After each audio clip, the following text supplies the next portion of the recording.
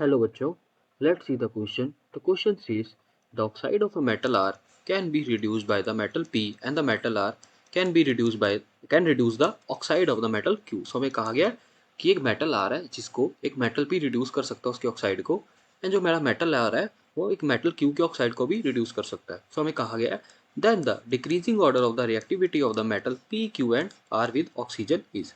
सो हमें बताना है कि इनका डिक्रीजिंग ऑर्डर क्या होगा. हमें पता है कि लेट्स से हमारे पास एक मेटल है दैट इज MO, और हमारे पास एक और मेटल है विच इज Y.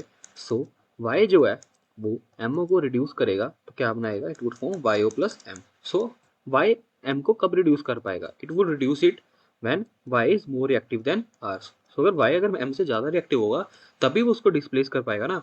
सो अगर यहाँ पे अगर देखें कि अगर मेटल और R के ऑक्साइड को अगर मेटल P रिड्यूस कर पा रहा है तो हमारा P जो है वो ज़्यादा रिएक्टिव होगा R से.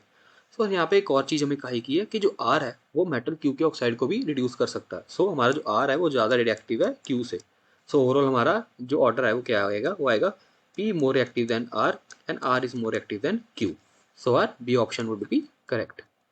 सो I hope you understood it well. Best of luck.